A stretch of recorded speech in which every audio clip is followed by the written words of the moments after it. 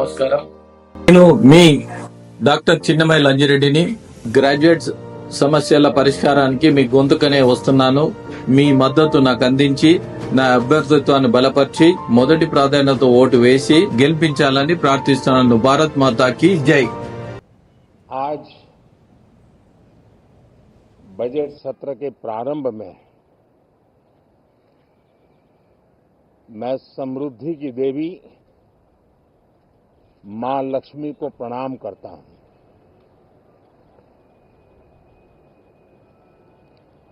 और ऐसे अवसर पर सदियों से हमारे यहां मां लक्ष्मी का पुण्य स्मरण किया जाता है।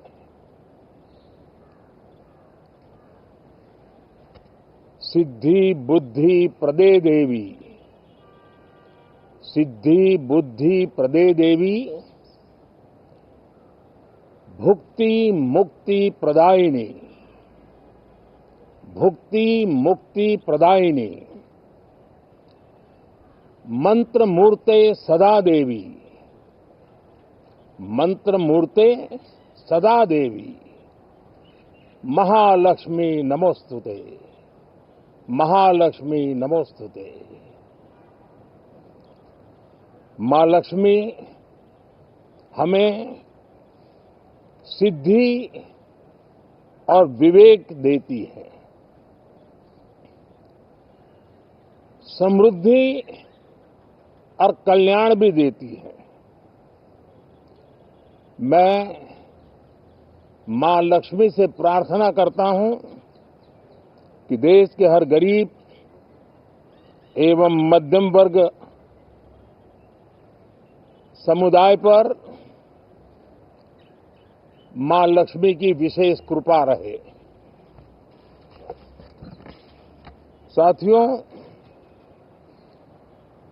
हमारे गणतंत्र के 75 वर्ष पूरे हुए हैं।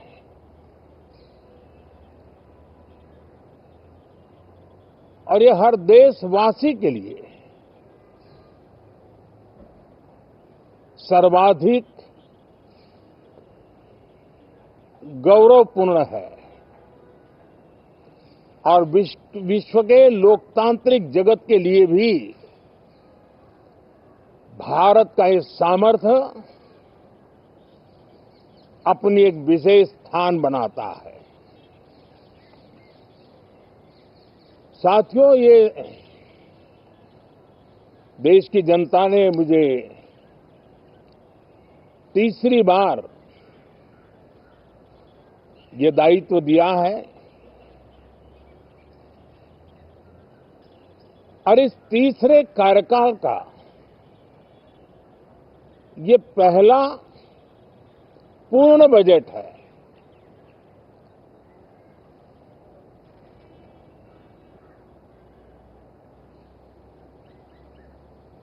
और मैं विश्वास से कह सकता हूं कि 2047 जब आजादी के 100 साल होंगे, विकसित भारत का जो संकल्प देश ने लिया है, ये बजट सत्र, ये बजट एक नया विश्वास पैदा करेगा,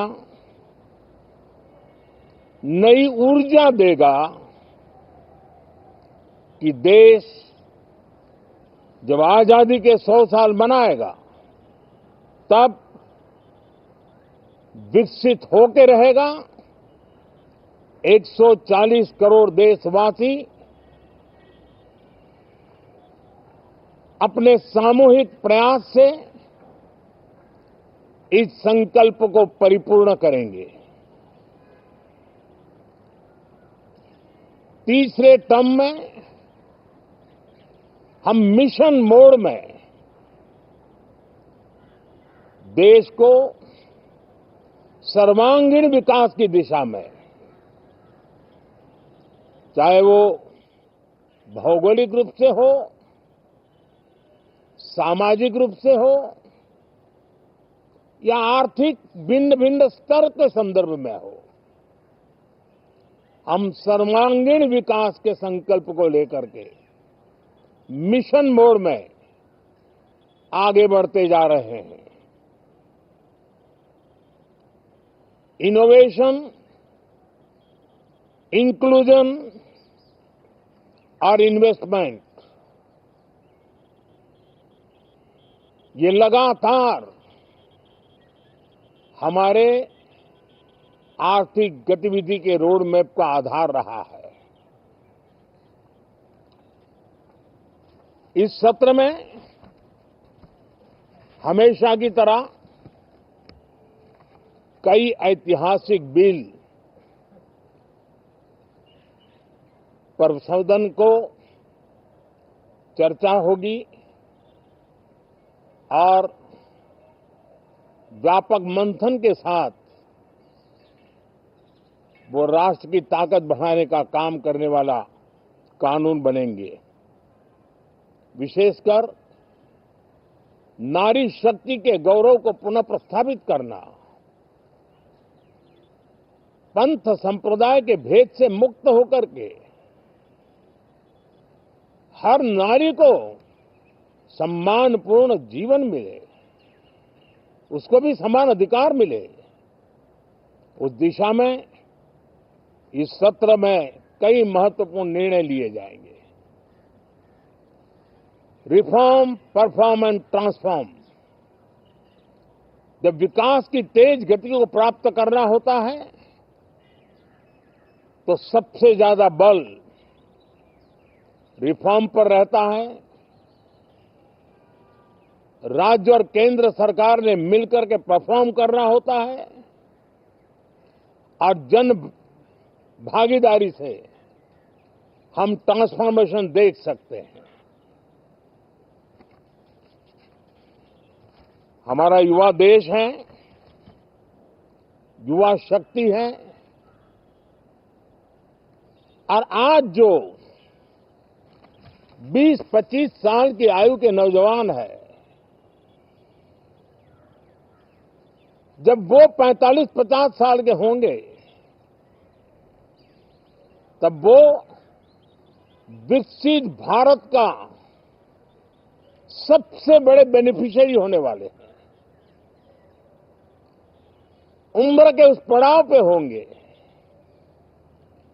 नीति निर्धारण की व्यवस्थाओं में उस जगह पे बैठे होंगे कि वे गर्व के साथ आजादी के बाद जो 17वीं शताब्दी शुरू होगी, एक विकसित भारत के साथ आगे बढ़ेंगे। और इसलिए ये विकसित भारत के संकल्प की पूर्ति का प्रयास, ये अथाग मेहनत आज जो हमारे टीनेजर्स हैं, हमारी युवा पीढ़ी है, उनके लिए ये एक बहुत बड़ा तोहफा बनने वाली है। जो लोग 1930 में, 42 में आजादी के जंग में जुट गए थे, पूरी देश की युवा पीढ़ी खप गई थी आजादी के जंग में, और उसके फल 25 साल के बाद जो पीढ़ी आई उसको नसीब हुए। उस जंग में जो नौजवान थे उनको नसीब हुए।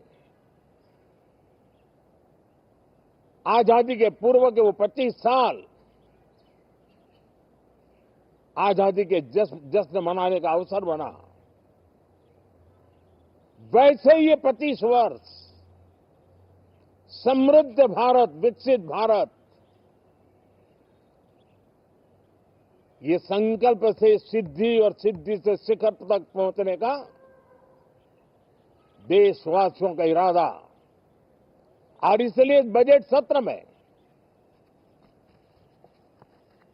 सभी सांसद विकसित भारत को मजबूती देने के लिए अपना योगदान देंगे। विशेष करके जो युवा सांसद है, उनके लिए तो सुनहरा अवसर है, क्योंकि वो आज सदन में जितनी जागरूकता, जितनी भागीदारी बढ़ाएंगे और विकसित भारत के जो फल है वो तो उनकी नजर के सामने देखने को मिलने वाले हैं। और इसलिए युवा सांसदों के लिए एक अनमोल अवसर है। साथियों, मैं आशा करता हूं कि हम देश की आशा आकांक्षाओं के इस बजट सत्र में खरे उतरेंगे। साथियों, आज एक बात आपने जरूर नोट की होगी, मीडिया के लोगों ने तो जरूर करनी चाहिए। शायद 2014 से लेकर अब तक शायद ये पहला पार्लियामेंट का सत्र है कि जिसके एक दो दिन पहले कोई विदेशी चिंगारी नहीं प्रगटी है, विदेश में से आग लगाने की कोशिश रही हुई है। 10 साल से यानी 14 से देख रहा हूं, हर सत्र के पहले शरारत करने के लिए लोग तैयार बैठते थे और यहां उसको हवा देने वालों की कोई कमी नहीं है।